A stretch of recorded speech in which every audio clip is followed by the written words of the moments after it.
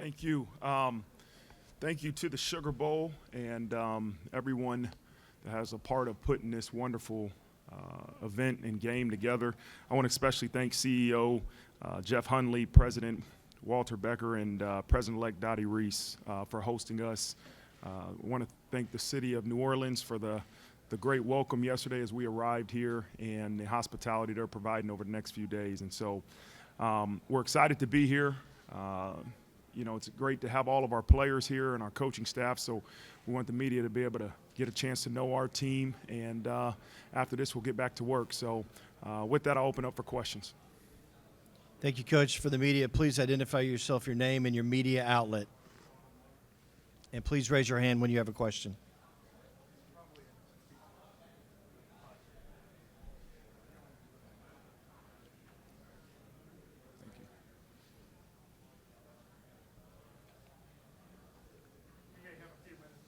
We're good.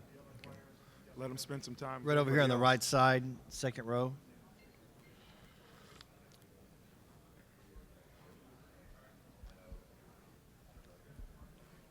Chris Schumerth with Capital Sports Journalism Program in Indianapolis. I just had a question, Coach, about your use of Aeneas Williams in the game against IU. He was on the field in a lot of key spots. I'm curious what he maybe brings that's a little bit different from your other two backs. And do you intend for that role to be similar against Georgia? Yeah, I think all of our backs provide different skill sets, and we use them in different ways. And Aeneas is a guy that has progressed all season long and has really done a great job of earning the trust that we demand from your coaches and players. And, he's a guy that could be in there a lot more. We just got a lot of running backs that are able to help this offense be productive. And so I see him continuing to elevate his role, continuing to be a big part of what we're doing offensively, and look forward to seeing what he does on Wednesday. Please raise your hand if you have a question. We'll get a mic to you.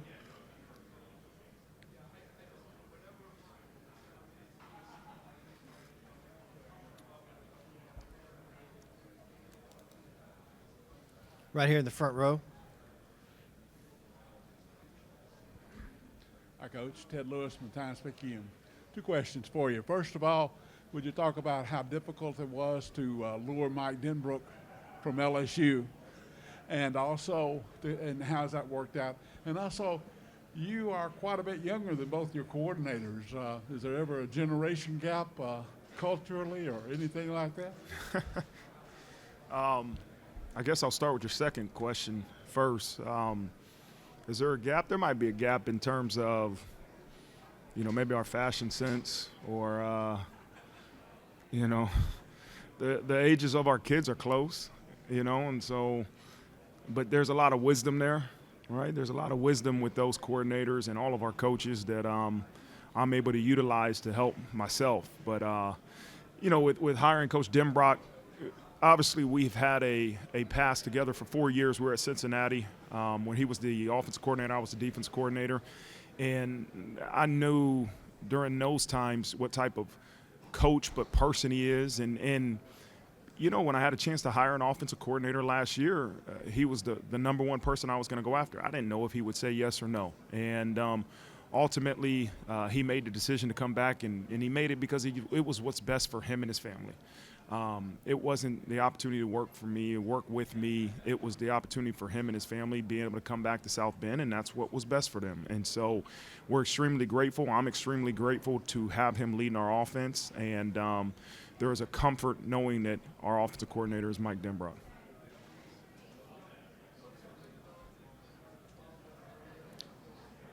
Please raise your hand if you have a question.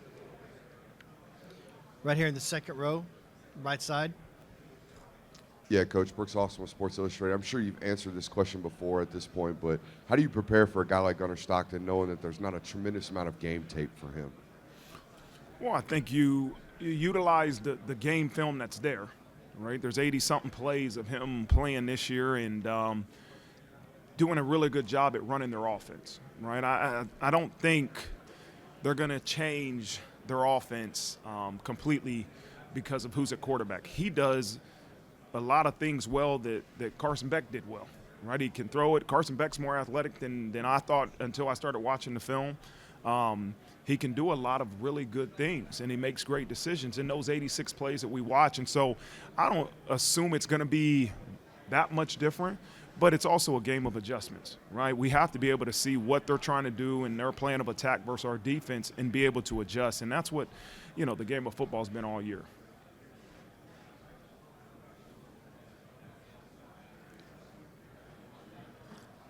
Follow-up question here on the right side.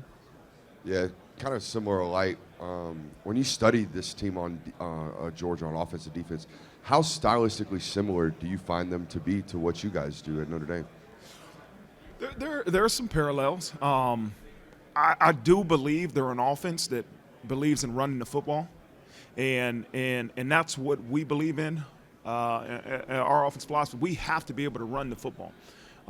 That creates a lot of openings in the pass game. And although we might throw for more yards than we do run sometimes, it doesn't matter. It's a philosophy of being able to run the football. And I think Georgia has a similar mindset.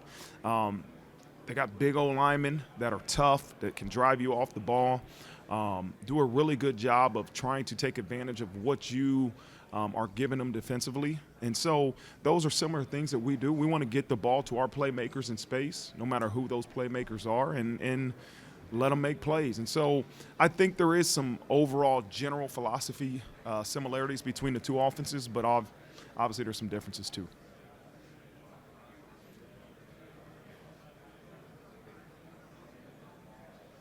Right here in the front row, left side. I got another one there for you. Coach, I think yesterday it was James Franklin talked about the need for a commissioner-type person to lead college football. With everything going on in the portal and transfers and NIL, everything else, is there a need for some kind of centralized leadership in college football? Yeah, I think there's always a need for leadership, no matter what the organization is. How do we continue to enhance it? I don't know if there's just one answer for how you make college football better. I think it's a collective group of individuals and thoughts and a commissioner, and there's a lot of different things that I think could really go into the equation to enhancing our sport. And so I think everybody wants it to improve, but we also have to have empathy for all different sides. We have to have the understanding of the demands of our young people, academically, NIL-wise, socially, all the different demands they have on them. And then also understand the expectations we have as a football program and the football programs across the country. So I don't believe there's just a one answer to truly fix or enhance college football and college athletics. But I do believe we're progressing. I believe every year you're seeing enhancements and decisions made that I think everybody has, the mindset of how do we make this thing better. And I foresee it continuing to improve. And so I don't ever want the headline to be that Marcus Freeman said, this is what you need to do to make college football right.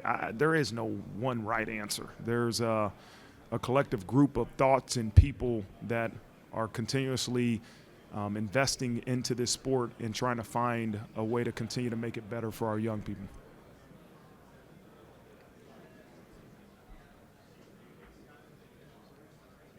Please raise your hand if you have a question.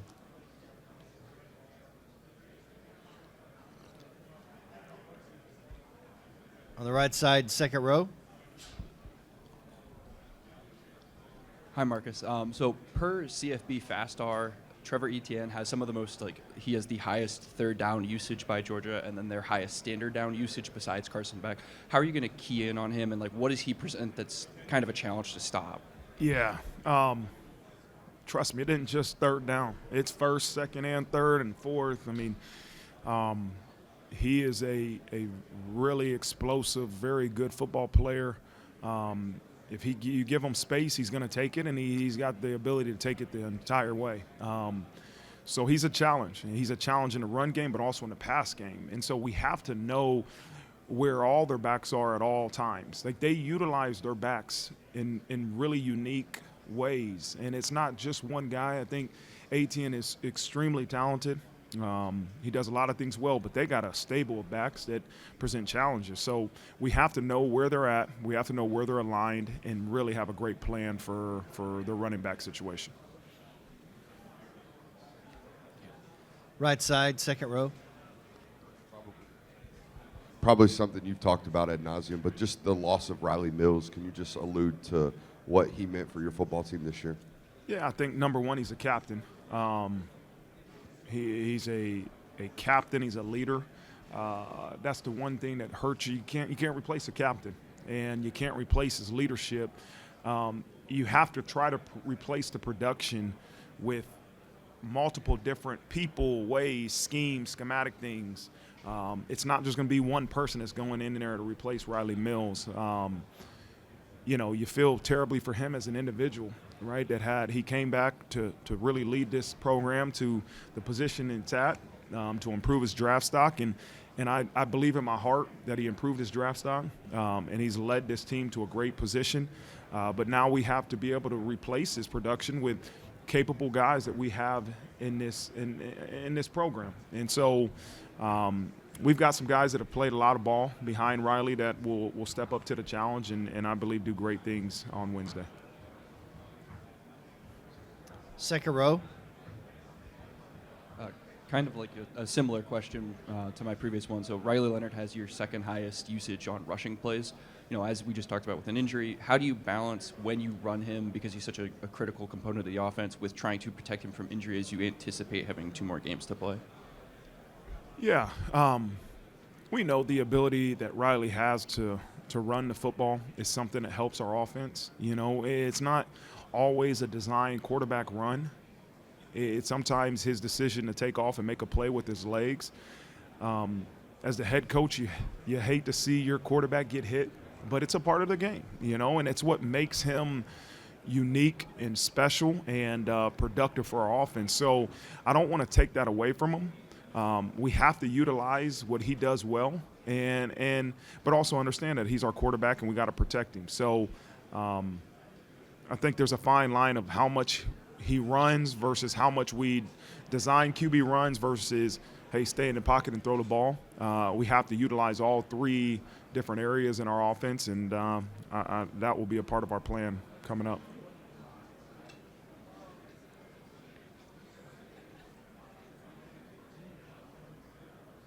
All right, right here, right side, second row.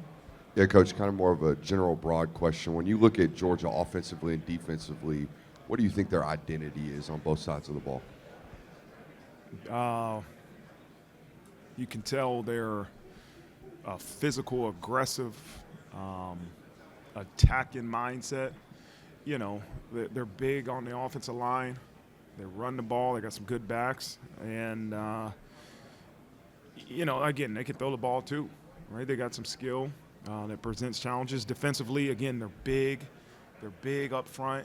They got multiple backers like they do running backs that make plays that are difference makers, and they got, good skills. So really balanced team.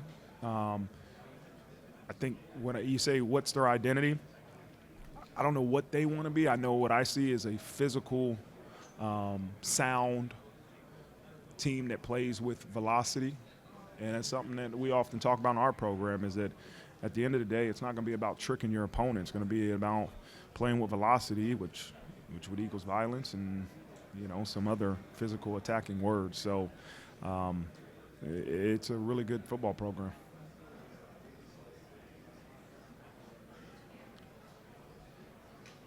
Left side, front row. Getting plenty of stuff in here. Y'all are obviously able to enjoy being at home against Indiana for the first round of the playoffs. Here you're coming down to a bowl trip, and you've made them before, and you've had 3, 4, 5 days, and now it's coming in 1 day of practice, so forth. Is this conducive to your team, both teams being prepared as well as they can, or would you rather see more home fields for the playoffs? You know, I thought the first round of playoff was amazing to have a home playoff game and multiple, I think 4 of them around the country.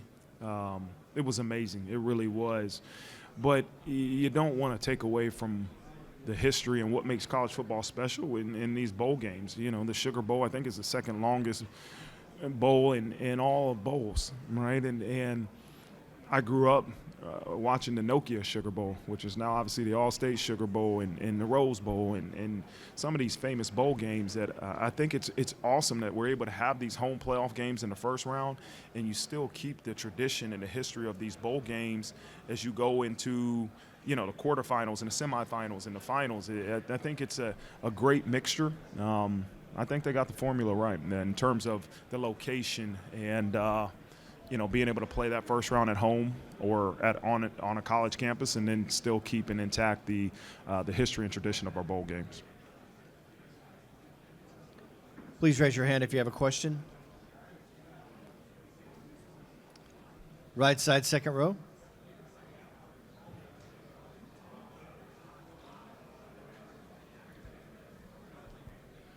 Yeah, Coach, I don't know if you were still there during the Chick-fil-A Peach Bowl a couple years ago against Cincinnati, but your offensive coordinator was when they played Georgia. How much crossover is there still there? How much, you know? Yeah, I was there. That was my last game at Cincinnati. I don't know. I mean, is there some similarities in terms of the defense? There might be, you know, because the coordinator now was on staff there, and obviously Kirby Smart was the head coach. You know, the personnel was elite then, it's elite now, right? Like the way they play the game with physicality and running the ball and stopping a run, it was the same then it is now. But the personnel's different, right? Their quarterback was different. The guy back then, I think, was the Daniels kid, right? JT Daniels. I remember Pickens was the wideout. You know, they had the big number 0 was a tight end. I might go on and on about some of those guys, but, you know, schematically, you know, we do things differently here under Coach Golden and our defense than we did when I was a defensive coordinator. And so, again, it's a game you reference. At least you know, okay, hey, this was a Georgia team that you faced when you're at Cincinnati, but I think this team at Notre Dame and this current Georgia team are different programs. Yeah.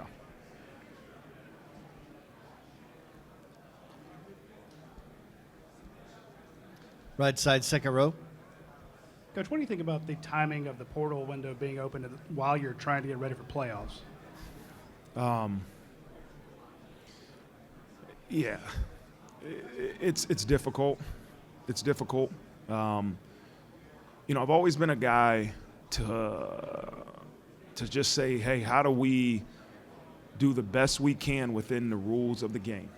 And there's a lot of people that put a lot of time and effort into creating these rules and timelines and guidelines. I don't.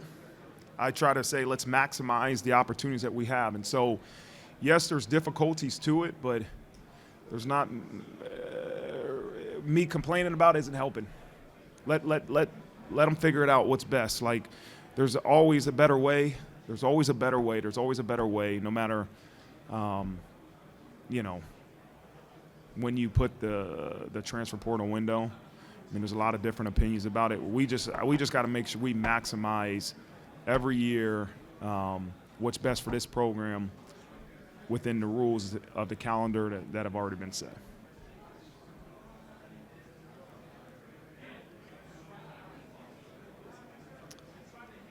Right side, second row.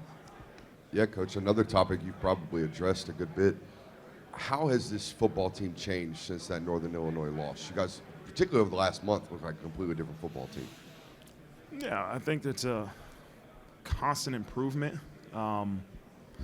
There was some issues and mistakes that we made in week 1 versus A&M that were probably masked to the outside by the outcome of the game. And they were obviously magnified the following week because of the outcome of the game, right? And what we have to do is continuously improve. I think there was some valuable lessons that the loss in IU taught us, but it's this constant chase for improvement every week, every day that we've been able to make, and we still continue to have that mindset. So how different is this team now than then? It is different because we've improved. We've improved, and that's the constant challenge. How do you continuously improve no matter where you're at in the season, no matter what the outcome of the last game was? It's a mindset of constant improvement, and I know we're a much improved team now than we were back then. Right side front row. Anthony over there, Knapp, was telling me that you went up to him and said, "Hey, this week's personal for you." I guess tell me a little bit about that conversation. He was even saying, he goes, "Hey, listen, every week's personal for me." He's always got a chip on his shoulder. Yeah, that was just a little. Hey, you're from Georgia. We're playing Georgia. I don't know if he grew up wanting to play for Georgia. I didn't ask him that. That was a little bit of motivation to get him going for practice, probably more than anything. But he's right. Every week's personal, right? Every week you got to be motivated to the utmost degree. And so as we probably get closer to the game, you're going to talk about how it's less personal, right? How this is about getting your job done. Take personal feelings aside. Sometimes before you practice, you got to push some buttons, right? It can be monotonous. It's another practice, and my job as a head coach is to find those buttons that you got to push to get them motivated to practice. But at the end of the day, when you got to go out there and perform, you got to play with a clear mind and clear vision of what you got to get done. So make it personal in terms of as we build up to this game, but as we get to the game, it's about, getting your job done for these guys in this room. Right side second row. Yeah, Coach, kind of more of a recruiting philosophy question. You guys have extremely smart football players. They're not just blue chippers. How do you prioritize getting smart football players into your locker room? Georgia has the same thing going on over there. Yeah, I think we want the perfect football player. Everybody wants the most athletic, the most intelligent, the most motivated, the most competitive football player you can find. We got to make sure that we find guys that fit Notre Dame, right, in terms of what we're looking for athletically, but also, there's requirements that it takes to get into school, and they got to embrace what this place truly entails, right? It's not a big school. It's about 8,500 kids in South Bend, Indiana. It's going to have some cold winters, but we say the guys in this room choose hard. Like, that's the one thing we talk about all the time. You got to choose hard, and these guys have chosen hard, and they got to choose hard every day. And so I don't think we go and we look for GPAs to say that's a smart kid, let's go bring him into Notre Dame. No, we go out and we evaluate your film. We talk to your coaches. We talk to the kids. We talk to their parents and say, okay, is this a person that's going to thrive at this place? And a lot of these kids are extremely intelligent. They are, and it's a difficult school. It's a challenging school, a challenging education, but they're great football players too. Right side first row. A lot of your guys are saying you talk about being misfits and changing things, changing the culture. I guess tell me a little bit more about that and the group you try to communicate with. Yeah, I think it's trying to fight being normal every day, right? And we embrace that. I want our guys to embrace that and to want that.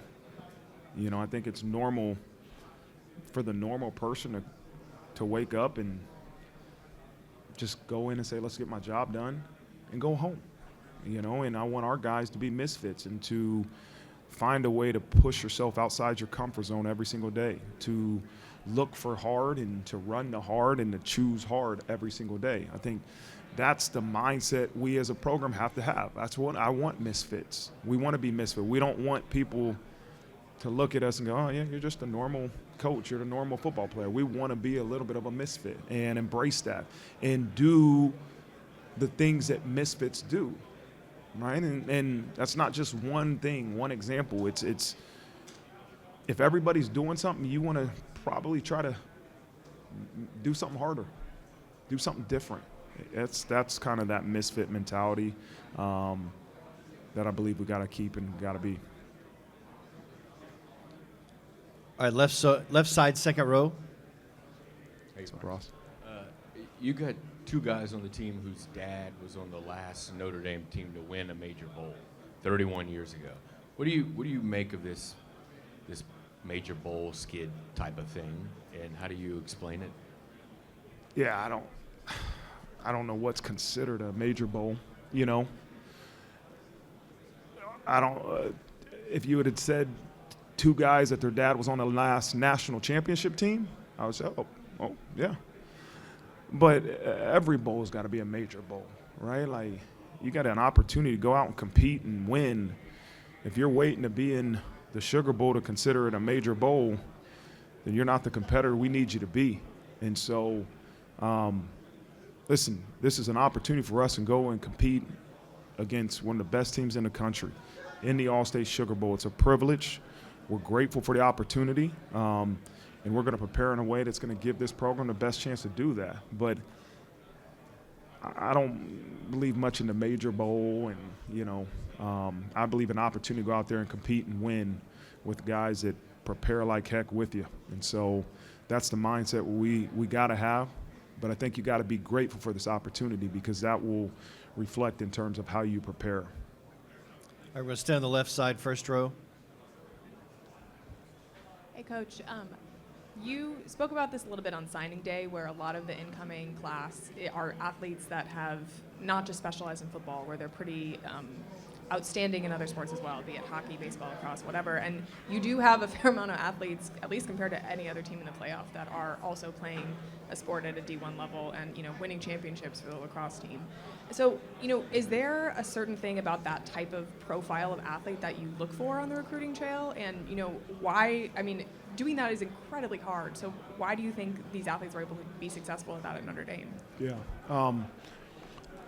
I don't know if we say let's go target all the multi-sport high school athletes, but I do love when I hear the guys we're targeting play more than just football, right? There's a competitive side of things that just training doesn't give. It doesn't provide. And I love to hear about multi-sport athletes. I love guys that run track. I love guys that play basketball and lacrosse and different sports, because it just shows that, they're not in the offseason just looking to specialize in football, right? They're willing to go out there and compete. And what I really love about it is sometimes they're not as good in the other sports as they are in football. And so they're willing to put their ego aside and say, I know I might lose in track, but I'm going to try to make myself better as an athlete, and that speaks volumes to me. Now, as you look at some of our guys that are, Faison was a lacrosse recruit and signee first, right? Then, we were able to say, hey, this guy can play football. Let's watch his film. And then all of a sudden he got in fall camp, and he was better in person than we even thought. We got a kid named Matt Jeffrey, who was one of the top, if not the top, lacrosse player in the country last year. And we said, man, this is a very similar situation to Jordan Faison. We already got the example right in front of us, and he's been a huge addition to our program. It's something that's hard to balance for those guys. To be a full-time football player and then during the spring be a full-time lacrosse player, it's a lot of load in terms of the physical load on their body. But we got a great sports performance team that's able to balance both of them. And if it's an opportunity for us to attract the right kids that can help us in our football program and play lacrosse or play baseball, got a couple kids that play baseball, like that's what we're going to do. And I think it's something that we can start to sell now that makes us unique and different. We'll go to the right side, first row. Hey, Marcus, what are the biggest things that Al Golden has done to help you in this program and this defense? I don't know if there's just one thing that I could say. Like, the enhancements that we've made from year 1 to year 3 with him leading our defense has been tremendous. The knowledge that he provides, the teaching that our young people are able to learn has been tremendous. addition to our coaching staff, right? The wisdom he's able to provide to our coaching staff and the piece of our coaching staff that he is. It's been tremendous. The knowledge that he has as a former head coach, like I can go on and on. I've utilized some of his experience in terms of being a head coach, ask him what he's done. You know, there's a lot of different things I could say that he's provided to this program, but I don't know if there's just one thing that's more important than another. All right, left side, second row. Marcus Ken Segura, the Atlanta Journal-Constitution. I believe your first job in football was GA at Ohio State. How did you get that job, and kind of what are your most vivid memories of working there? I played college at Ohio State, and then when I found out I had an enlarged heart valve, I was in the NFL and they found an enlarged heart valve.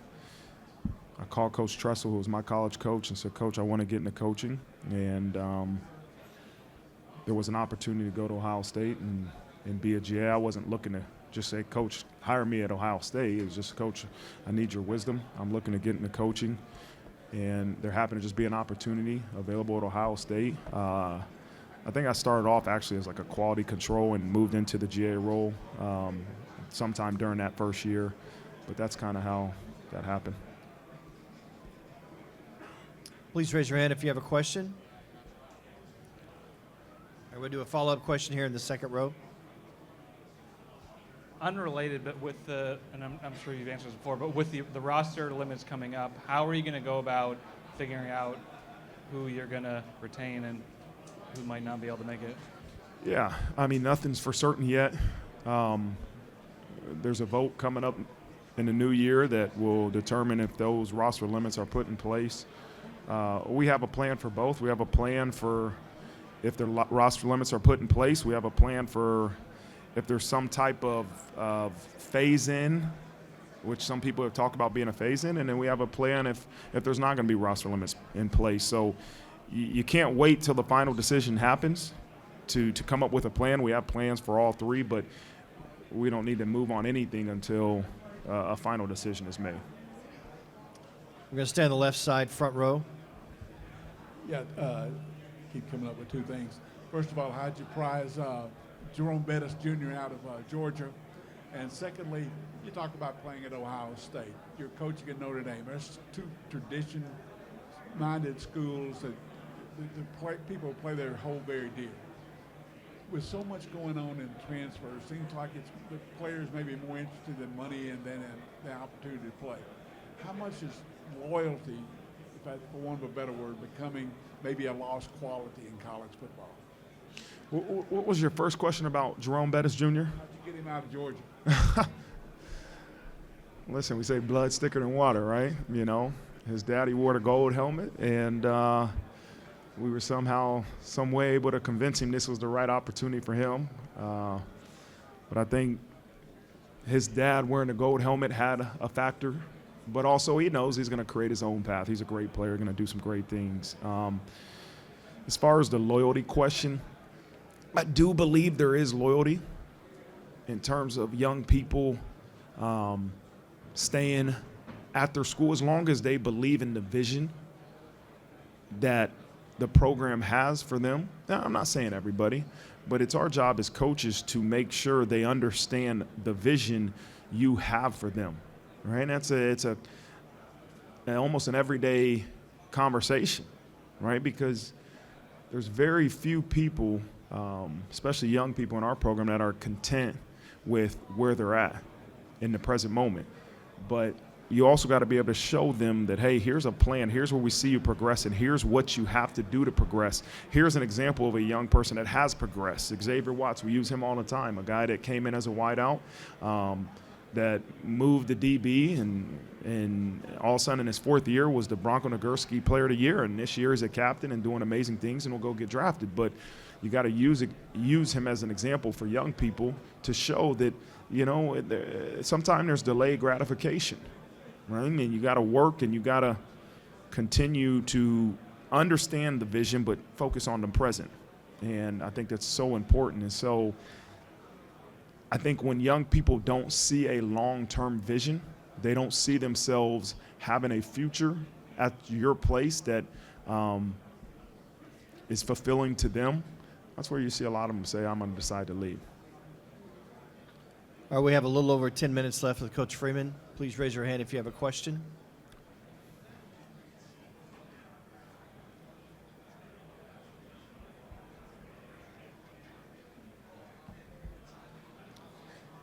Right side, second row.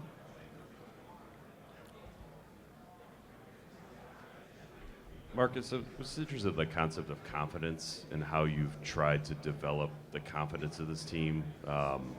And some of that's play calling, fourth down, going in front fakes. But from where you guys were in week 2 to today, like, how do you get a team to be confident again?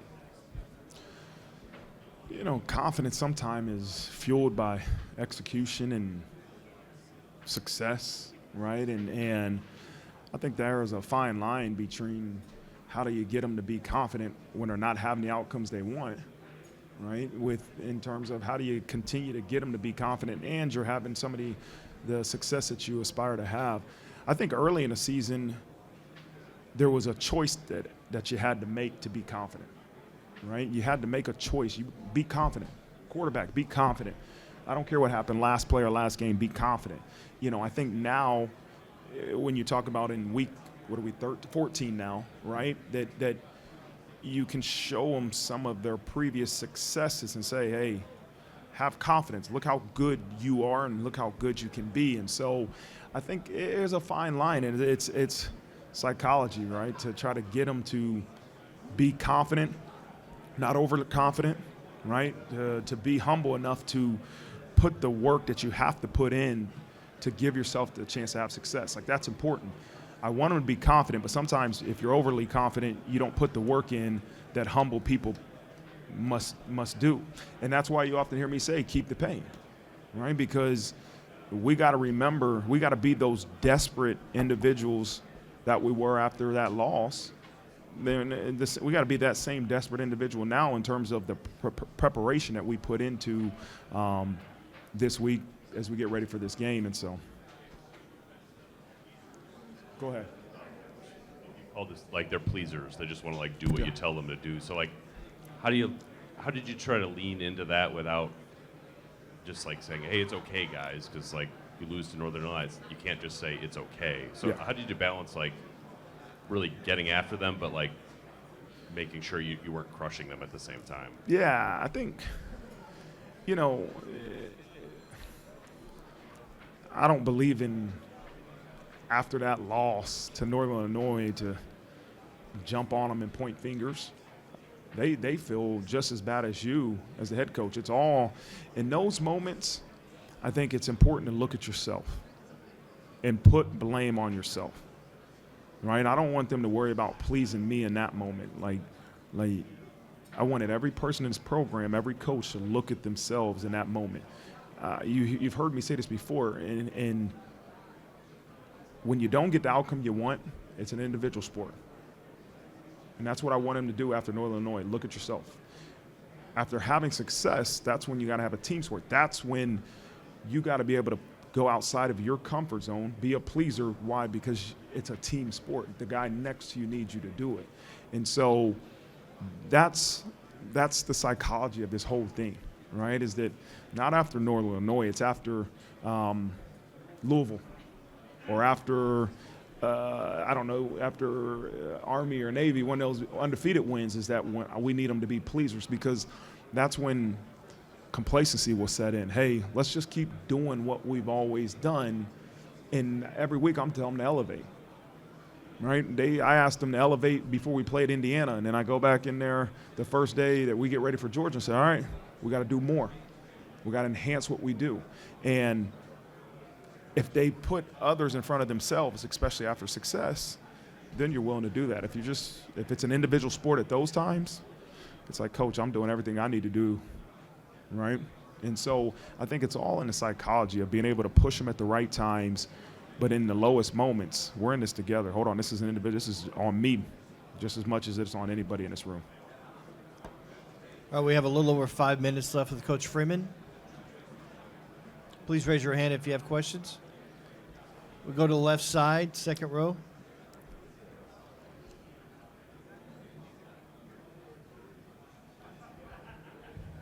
To follow up on that thought about the psychology of responding to challenges, when the challenge is potentially 4 consecutive high-intensity games in a playoff, do you manage that any differently, or what's your approach?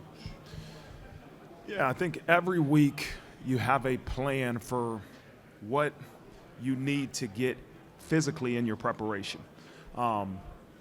It's not a bowl game in terms of we know this is the last game of the year, right? So it's a unique approach to each week in terms of how do we make sure we're ready, but also you could have a game after this, right? And so we have a great sports performance team that we have spent some time in the summer, spent some time each week of really looking at how we're progressing physically each week, and do we need to adapt, do we need to adjust based off the previous day's load?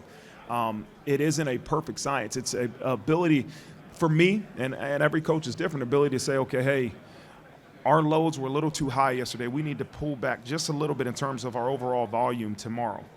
Or, hey, we got a room to pick it up, right? And so it's the ability to really take feedback and be adaptable in terms of what you believe your team needs to be prepared for the opportunity in front of them.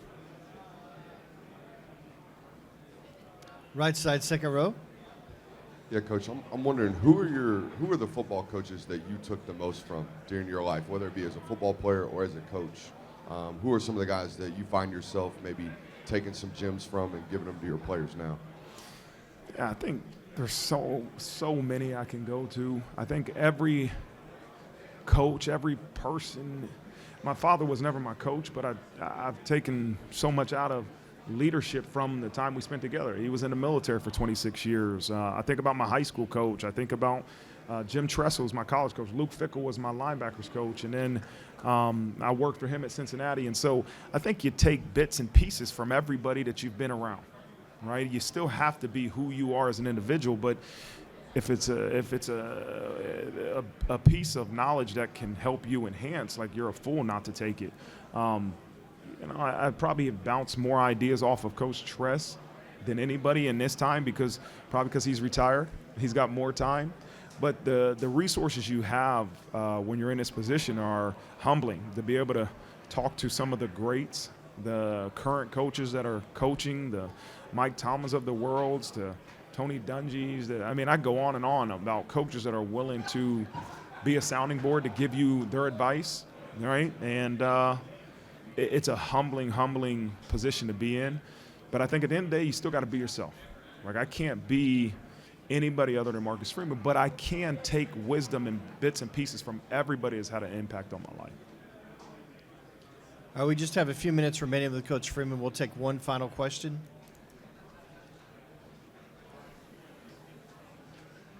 All right. Right side, second row. Yeah, Coach, what is the one thing you want to see from your football team on Wednesday? Velocity. You know what I mean? It's playing with velocity for 60-plus minutes, right? And in order to do that, you have to have clarity in terms of what you're being asked to do. And that's going to be important in these last 48 hours to gain as much clarity as we can, so then you're not thinking. If I told him yesterday, if you wait till you know to make a decision, it's going to be too late. And you're not playing with much velocity then. And so we got to continue to prepare in these last 48 hours to gain as much clarity as we can. And then, listen, when the ball snaps, let's go play with velocity, man. Like, go play with speed. Go play to make plays and, you know what, win this play. I mean, I know that's coaching talk, but win this play. Win this play with velocity on Wednesday. All right, this concludes Coach Freeman's time. Thank you, Coach, for your time. Thank Appreciate you. it. Thank you.